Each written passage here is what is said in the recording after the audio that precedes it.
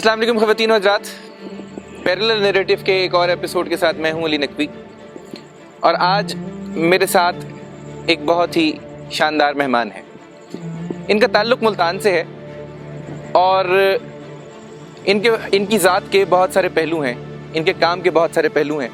इन्होंने medical college भी देखा है, इन्होंने यूनिवर्सिटीज़ भी देखी हैं, इन्होंने लिटरेचर के वो तमाम माहौल देखे हैं जो कि एक अदीब के लिए ज़रूरी हैं। ये उन तमाम कायदे और कवानीन से वाकिफ़ हैं कि जो एक अदीब को अदीब बनाते हैं। इनका असल हवाला जो इनका हवाला है वो ये है कि एक शॉर्ट स्टोरी राइटर हैं, 3 किताबों के मुसन्निफ़ हैं और बहुत सारा काम आगे कुछ अरसे में हमें देखने को मिलेगा।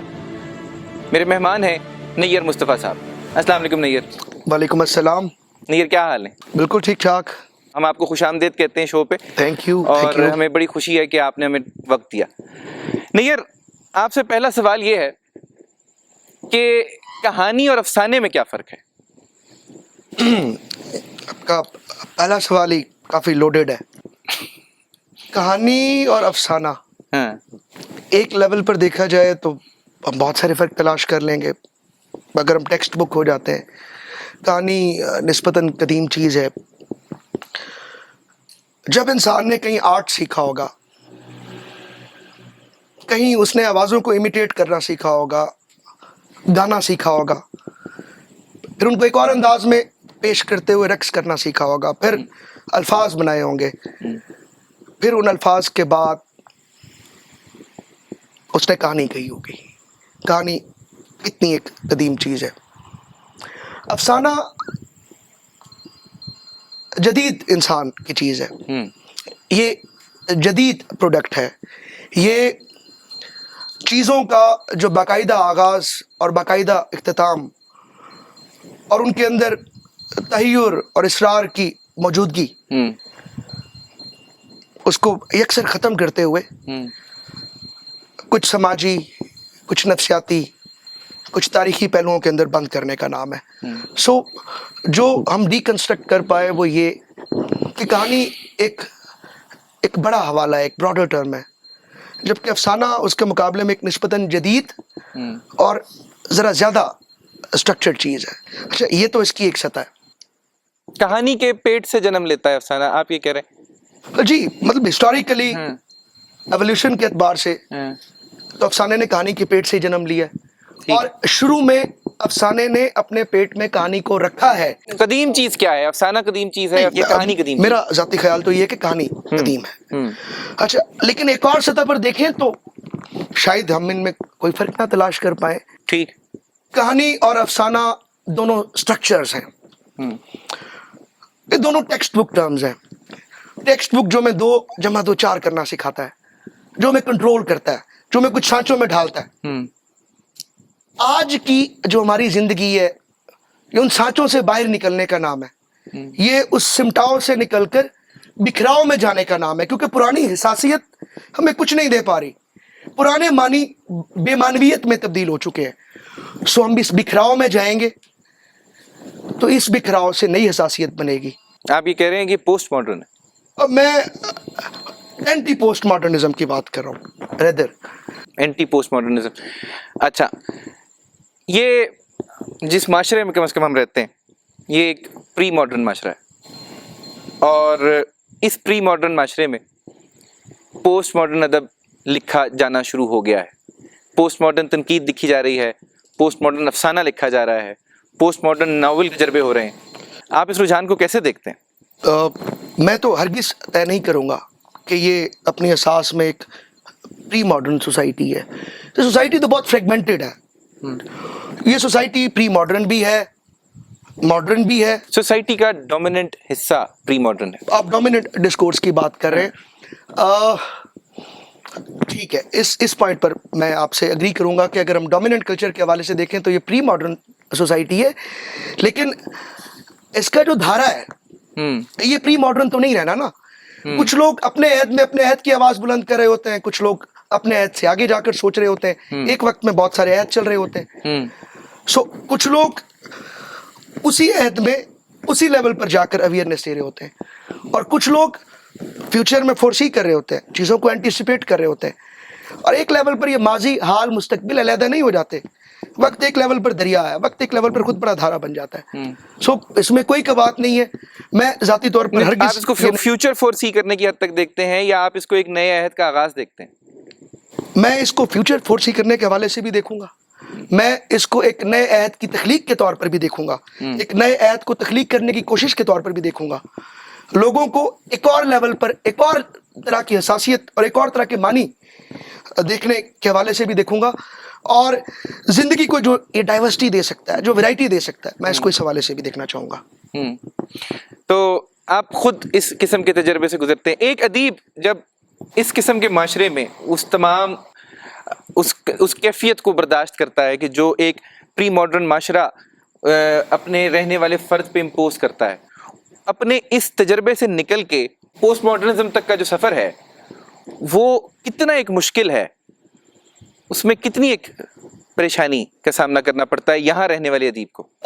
देखिए जी, एक फ़र्द अगर मुख्तलिफ तरह की हसासियत डेवलप कर चुका है, वो मुख्तलिफ तरह के तजर्बात डेवलप कर चुका है, बजाते खुद एक प्री मॉडर्न लेवल पर भी जी रहा होता है। अगर हम इस समाज के तनाजुर में देखें, वो एक मॉडर्न लेवल पर भी जी रहा होता है, वो एक पोस्ट मॉडर्न लेवल पर भी जी रहा होता है। वो एक मुसलसल ट्रांजिशन का अमल है जो उसको नए तजर्बे देता है, और ये बहुत ज़रूरी है।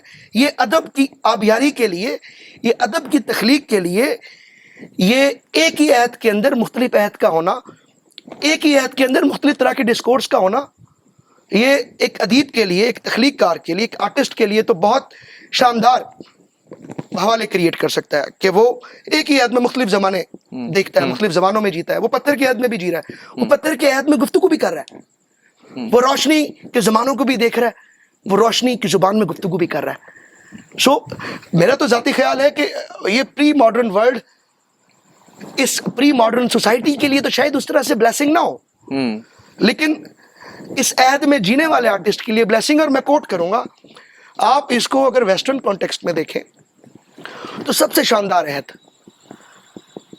मिडिल एजेस और रेनेसां की सरहद पर हुआ है। और क्यों हुआ है? क्योंकि ट्रांजिशन हो रही थी।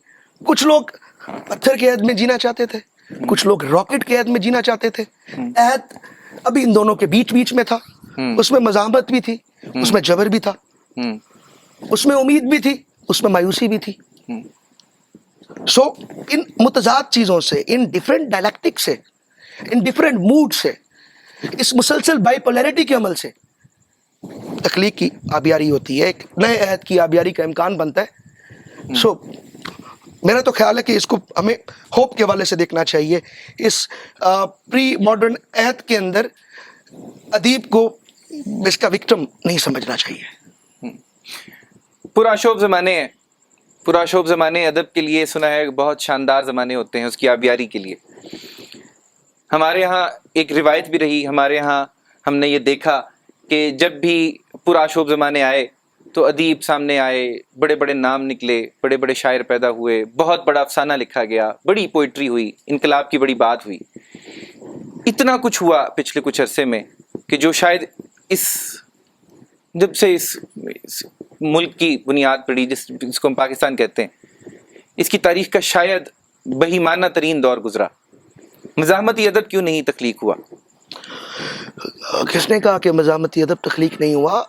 प्रॉब्लम ये हुआ है कि 60s और उतने बड़े नाम कोई सामने नहीं आए, कोई बड़े सिंबल्स हमारे सामने नहीं निकल के आए, अदब ने कोई सिंबल्स नहीं कंट्रीब्यूट किए। देखिए जी, हर अहद की अपनी सेलिब्रिटीज होती हैं, हर अहद की सेलिब्रिटी वॉल्टेयर नहीं होता, हर अहद की सेलिब्रिटी एंटोनियो ग्राम्स्की नहीं होता।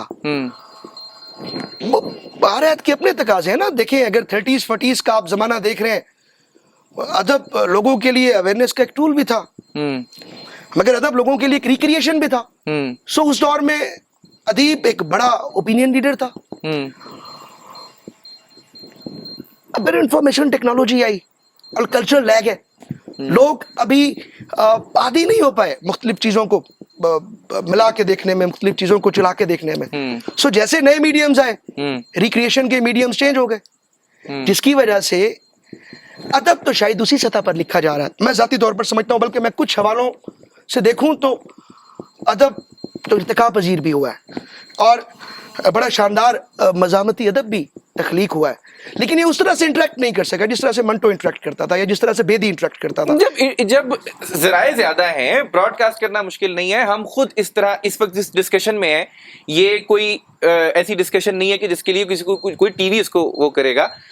जब इतने ज़राए हैं तो फिर क्यों आखिर पॉपुलर चीजें नहीं सामने आ रही हैं? फिर क्यों लोग पॉपुलर नहीं हो रहे हैं? क्या उस लेवल पे बात नहीं हो रही? फराज, उस दिन मेरी डॉक्टर अनवार साहब से जो बात हुई उसमें भी अनवार साहब ने भी इस बात को कोट किया कि फराज शायद आखिरी आदमी थे, तो उस तरह के बड़े नाम क्यों सामने आ रहे हैं? थॉट उतना बड़ा नहीं है नैयर, या नहीं देखिए जी, ये जमाने का क्राइसिस उतना बड़ा नहीं है? जमाने का क्राइसिस तो बहुत बड़ा है, ठीक है। 20th सेंचुरी को हम देखें तो 1950 से लेकर और 2000 के लगभग में ये बड़ा पीस का दौर रहा है।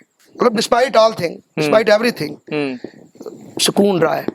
अमेरिका और रशिया ने कोल्ड वार के नाम पर दुनिया को ठंडा रखा है।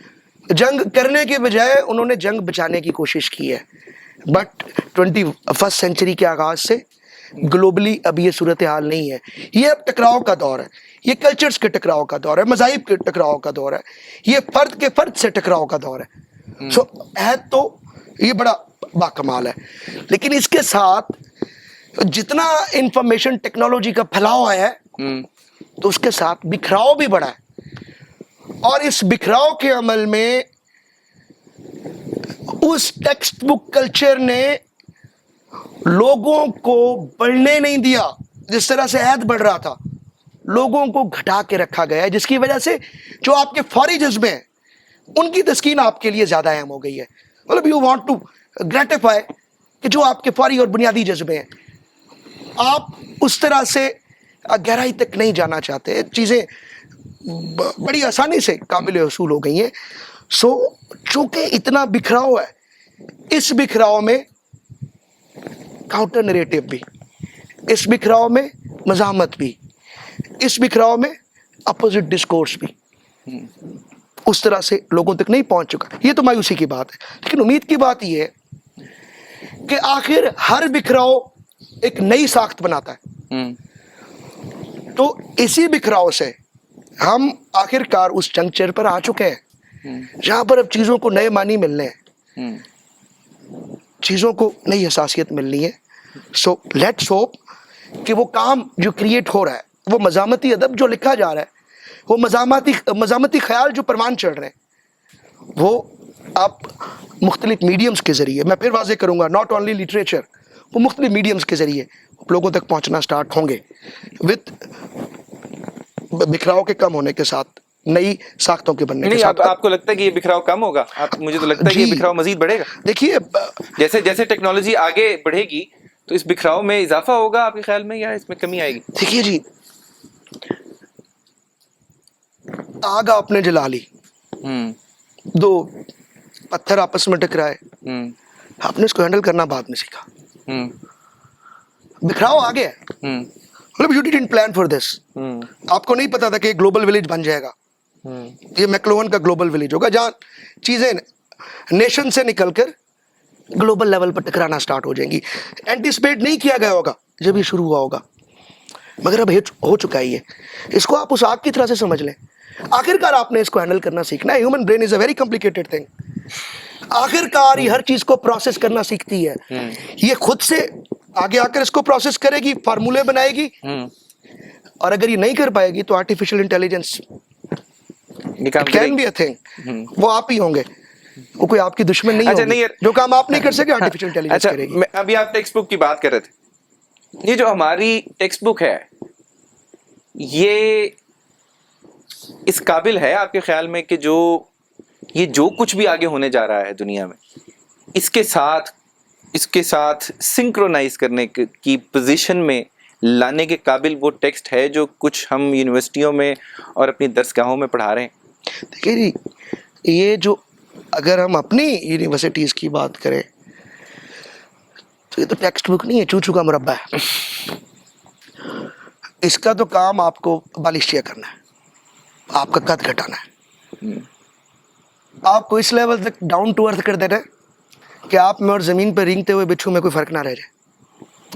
ये तो इन तमाम तकाज़ों को साइंसेज में भी जी آپ سائنسز کو بھی فیٹلسٹ کرنے کی کوشش کرتے ہیں, آپ سائنس کے ڈسکورس کے اندر بھی میٹا فزکس کو ایڈ کرنے کی کوشش کرتے ہیں. سائنس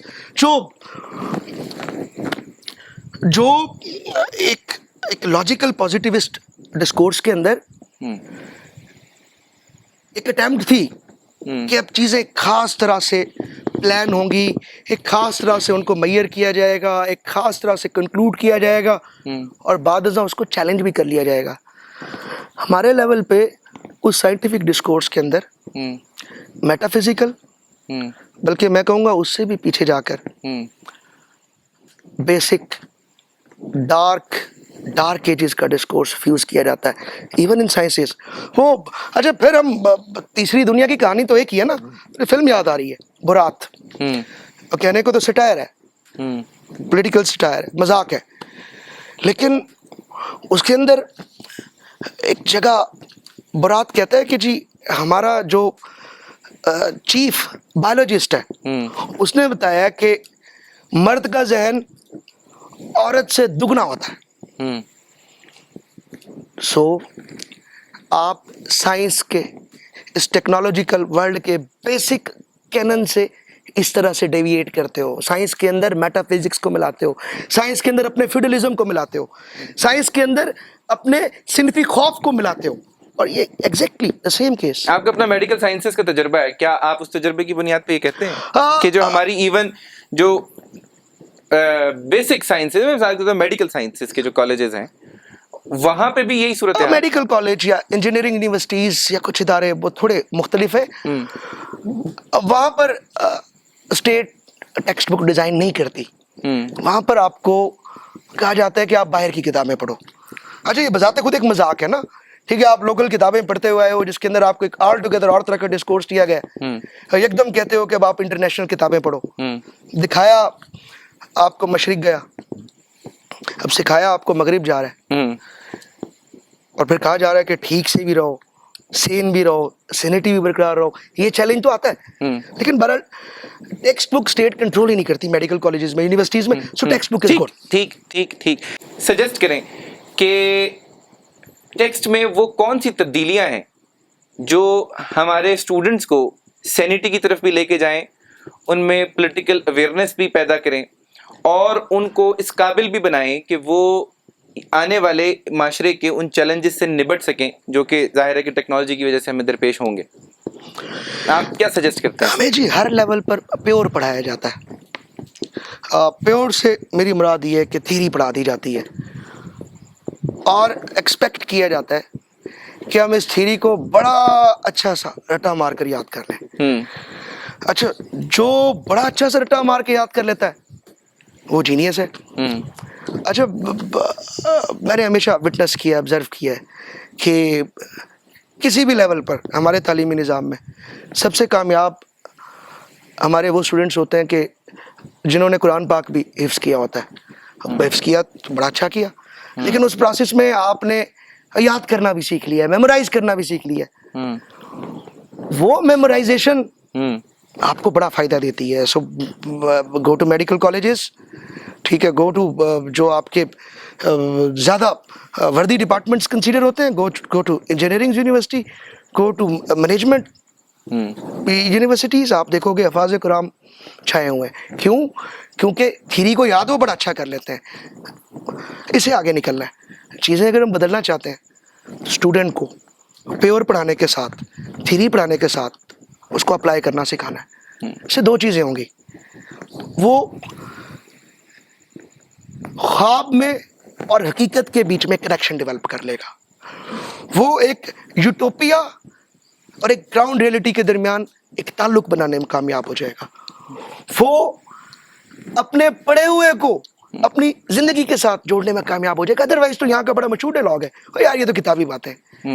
جی کتابی باتوں کو زندگی پر اپلائی کرنا سکھانا چاہیے, اور جب تک ہم یہ نہیں کر پائیں گے اپنے ٹیکسٹ کے ذریعے, جب تک اس کے اندر اس طرح کے موڈیولز نہیں ہوں گے کہ جس کے اندر کریٹیوٹی سکھائی جائے گی, خود سے کرنا سکھایا جائے گا, خود سے لکھنا سکھایا جائے گا, خود سے سوچنا سکھایا جائے گا, اور ایکسپریشن کے مختلف طریقے سکھائے جائیں گے, تب تک یہی ملغوبہ, یہی چوچو کا مربع, وہی کہانی. نہیں یہ ایک فیشسٹ معاشرہ ہے.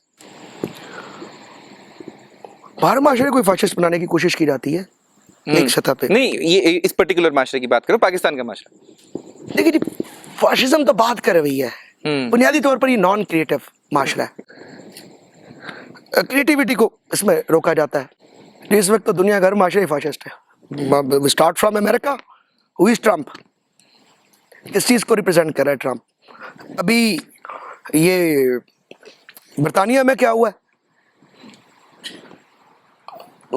This is new Nazism and this is new fascism. तो हाँ, आपका माशरे पे भी इसकी झलक है। जब आप इंसान को क्रिएटिव नहीं होने दोगे, आप उसका क्रिएटिव फ्लो रोकोगे, जब वो खुद को एक्सप्रेस नहीं कर सकेगा, खुद को एक्सप्रेस करने के मीडियम नहीं तलाश कर सकेगा, तो वो नफरत के अलावा और क्या करेगा? वो जब किसी शख्स के पास सेल्फ एक्चुअलाइजेशन का चांस खत्म हो जाएगा, सेल्फ अवेयरनेस का चांस खत्म हो जाएगा, इंट्रोस्पेक्शन का चांस कम हो जाएगा, तो उस वक्त तो क्या करेगा? वो नफरत करेगा, सिर्फ टांगे काटेगा। वो अपना कद बड़ा नहीं करेगा, वो दूसरे का कद काट के बड़ा होगा। मैं फिर रेफर करूंगा कि टेक्स्ट क्रिएटिव नहीं बना पा रहा। जब आप क्रिएटिव नहीं बना पाओगे, जब आप तख्लीकियत नहीं ला पाओगे, तो आप खुशी नहीं ला पाओगे। और जब आप खुशी नहीं ला पाओगे, आप खुशी हासिल करना नहीं सिखा पाओगे, तो फिर लोग खुशी छीनना शुरू कर देंगे। और खुशी छीनने का नाम ही मेरा ख्याल है फाशिज्म है। टेक्स्ट जब तकसीम करना सिखाता है एक फ़र्द को दूसरे फ़र्द से, एक इंसान को दूसरे इंसान से, तो फिर ये खेल शुरू हो जाता है। और आखिर एक वक्त आता है कि एक घर में रहने वाले दो अफराद भी एक दूसरे के जानी दुश्मन होता है, या खौफ होता है उसको कि मैंने इसको चाकू ना घोंपा तो ये मुझे चाकू घोंप देगा। बुनियादी मसला जो है, एक तो गैर तख्लीकियत, दूसरा तकसीम का दर्स। टेक्स्ट को फैलाओ चाहिए। हम सब एक ऐदे कब्ज में जी रहे हैं, जुलाब चाहिए, ठीक है, क्रिएटिविटी का जुलाब चाहिए। सवाल ये है कि ये नई नस्ल बेहतर नस्ल है या हमसे पुरानी नस्ल बेहतर थी? हर वक्त का जो एक ताना नई नस्ल सुनती है कि ये क्या लोग पैदा हो रहे हैं, इखलाकियात से आ रही हैं, डेप्थ नहीं है, बात करने की तमीज़ नहीं है, वो ठहराव नहीं है जो पहले के लोगों में होता था। इससे आप एग्री करते हैं? मेरा ज़ाती ख्याल ये है, चाहे आप इसको मेरी खुशगुमानी कह लीजिए, कि ये नस्ल पिछली नस्ल से बेहतर है, और जो आने वाली नस्ल होगी वो इस नस्ल से बेहतर होगी। मुस्तकबिल का इंसान माजी के इंसान से बेहतर होगा, और उसको होना भी चाहिए। अभी आप देखें ना, किसी भी चीज़ को उठा के देख लें अपने कंटेम्प्रेरी पर्सपेक्टिव में, अपने लोकल डायनामिक्स में, कि मुंशी प्रेमचंद और आगे आपके पास मंटो आता है, और मंटो के आगे आपके पास मिर्जा अतर बेग आता है। तो इर्तिका है ना, आगे मिर्जा अतर बेग से भी कुछ नया और कुछ बड़ा आएगा। मिर्जा अतर बेग को की मकबूलियत पे तो सवाल उठाया जा सकता है ना, कि उतना मकबूल आम नहीं है जितना मंटो को कबूल किया जाता है, प्रेमचंद को कबूल किया जाता है। नहीं, कबूलियत पे भी आ जाते हैं, ठीक है। गालिब था, गालिब के आगे मजीद अमजद आया, नून मीम राशिद आया, जॉन एली आया है। मकबूलियत भी है कि ये नस्ल अपने बुजुर्गों से बेहतर है, और हमारे जो बच्चे होंगे वो हमसे बेहतर होंगे। मैं फिर उसी पॉइंट को रीअसर्ट करूंगा। मैं ग्लोबल लेवल पे भी अगर इसको देखूं तो ठीक है, सिर्फ जहन की बात नहीं है, आप फिजिकल डायनामिक्स पे आ जाएं। टेनिस का ज्यादा अच्छा खिलाड़ी पैदा हो रहा है ना, ज्यादा बेहतर क्रिकेटर आ गया आपके पास। सचिन तेंदुलकर के बाद विराट कोहली आ गया। सचिन तेंदुलकर को विराट कोहली ने रिप्लेस किया है। अच्छा, वसीम अकरम को मोहम्मद आमिर ने रिप्लेस किया। मतलब ज्यादा बेहतर चीज आ रही है। आप चले जाओ ना एथलेटिक्स पर, तो कभी आप 100 मीटर 10 सेकंड में किया करते थे, वर्ल्ड रिकॉर्ड था ये। आज हमारी एक यूनिवर्सिटी का लड़का इसे जल्दी कर लेता है। तो चीजें बेहतर हो रही हैं। आप चाहे इसको मायूसी से रहकर देखें, मायूस करने वाली चीजें हैं, और टकराव का ऐद है ना, चीजों के टकराव का ऐद है, बेचैनी का ऐद है, मगर इंसान बतौर स्पेशी बेहतर हो रहा है, होता चला जाएगा। अब कुछ ऐद के अंदर जो है बेहतर लोग रिफ्लेक्ट नहीं हो पाएंगे उस ऐद की डायनेमिक्स में, वो किसी और आने वाले ऐद में रिफ्लेक्ट हो जाएंगे। लेकिन ये इर्तिका है, ये आगे का सफ़र है, ये पीछे का सफ़र नहीं है। तो इस नई नस्ल के इम्कानात क्या हैं आपके लिए? इस नई नस्ल के इम्कानात तो मैं समझता हूँ इंसानी तारीख के सबसे बड़े इम्कानात है ना। आपने पीछे ग्रोह बनाना सीखे, सेक्ट्स बनाना सीखे, आपने कुछ नेशनलिस्ट इम्कानात बनाए। ये नस्ल ग्लोबलिस्ट इम्कानात बना रही है। ये ग्लोबलाइजेशन की नस्ल है और ये आलमगीरियत का इम्कान है। तारीख में पहली दफा ये वो नस्ल है जो किसी ग्लोबल रेवोल्यूशन का पेशखमा बन सकती है। ये वो नस्ल है कि ऐसी नस्लें इंसान को तारीख के किसी अगले धारे में ले जाती हैं। इस नस्ल के इम्कानात की शक्ल में मैं लोकल छोटे छोटे ये डरबो में उगने वाले इनकलाब नहीं देख रहा। ग्वाटेमाला में इनकलाब आया जी, 6 दिन बाद दोबारा आ गया। ये एक ग्लोबल कैपिटलिज्म है, इसमें एक ग्लोबल एलियनेशन के इम्कानात हैं और ये जो ग्लोबल एलियनेशन है ये ग्लोबल रेवोल्यूशन का ख्वाब है। वी कैन सी बिग, हम अपना सबसे बड़ा ख्वाब देख सकते हैं। हम इंसानी तारीख का सबसे बड़ा ख्वाब देखने की पोजीशन में डिस्पाइट ऑफ ऑल डार्कनेस, और आने वाली जनरेशन शायद इससे भी कुछ आगे। एक तरफ कल्चर इंपीरियलिज्म है, एक कल्चर दूसरे कल्चर के ऊपर चढ़ रहा है, हाई कल्चर लो कल्चर को खा रहा है, और दूसरी तरफ प्लूरलिज्म के नए इम्कानात हैं। हर रंग नस्ल के लोग आपस में इंटरेक्ट कर रहे हैं। सो ग्लोबलाइजेशन से बड़ी अलामत कोई नहीं है। मैं तो जाती तौर पर यह समझता हूं कि ये अगर कोई यूनिसाइडेड ग्लोबलाइजेशन हो, ये यूनिपोलर ग्लोबलाइजेशन हो जाए, तब भी इंसान के लिए अंधेरा नहीं है। एक जैसे होकर इंसान फिर उस एक जैसे से कुछ बड़ा नया बना लेंगे, इससे डरने की बिल्कुल जरूरत नहीं है। ये जनरेशन हमें सिखा रही है। It's big, it's huge. 60s 70s में कोशिश की गई, नहीं हो सका। ये मिल के रहना, जुड़त के तरफ जा रही है ये जनरेशन, इंतशार भी है और जुड़त का इम्कान भी है ज्यादा, लेकिन डोमिनेंट पहलू लेकिन ये बिखराव आखिरकार जुड़त की तरफ ले जा रहा है। कुछ पहलू खौफजदा इस जुड़त से, वो इसको तोड़ने की कोशिश कर रहे हैं, मगर आखिरकार ये जुड़त की तरफ जा रहा है। तो आप इम्कानात रोशन देखते हैं? मैं इंसानी तारीख के सबसे रोशन इम्कानात इस जनरेशन के एंड जनरेशंस टू कम के देखता हूँ। वो उसको आप कैसे देखते हैं? जो आने वाली जनरेशंस हैं उनके बारे में आप एक जो कि एंटी पोस्ट मॉडर्निज्म की बात करता है, एक ऐसा अदीब, एक ऐसा लिखने वाला, वो आने वाली नस्लों के बारे में क्या फोर्सी करता है? देखिए, पोस्ट मॉडर्निज्म ये था, कोई स्ट्रक्चर नहीं है, कोई साख्त नहीं है, सब टूट गया, सब फूट गया, सब अलहदा हो गया। एंटी पोस्ट मॉडर्निज्म ये ठीक है, बिखराव हो गया था, इंटरम फेज था, ट्रांजिशन थी, दोबारा बनाएंगे और अब बड़े को बनाएंगे और पहले से अच्छा बनाएंगे। This is my perspective regarding anti post modernism. और ये वो नस्ल होगी जो ये करेगी, जो ये कर रही है, जो ये करने की कोशिश कर रही है। नहीं यार, बहुत बहुत शुक्रिया आपका। Thank you. हमें उम्मीद है कि जब भी हम कभी दोबारा आपको ज़हमत देंगे तो आप ज़रूर हमें वक्त देंगे। नैयर जी। ख़वातीन हज़रात, आपने गुफ्तगू सुनी नैयर मुस्तफ़ा की।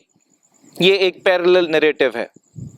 इस पैरेलल नैरेटिव से आप इख्तिलाफ भी कर सकते हैं और उससे इत्तफाक भी कर सकते हैं, लेकिन बात सोचने की है। हमारी कोशिश सिर्फ इतनी है कि हम सोचने के कुछ नए दरीचे आप पे वाह करें, शायद माशरे में बात कुछ आगे बढ़ सके। इंशाअल्लाह अगले हफ्ते दोबारा आपकी खिदमत में हाजिर होंगे। तब तक के लिए अल्लाह हाफ़िज़।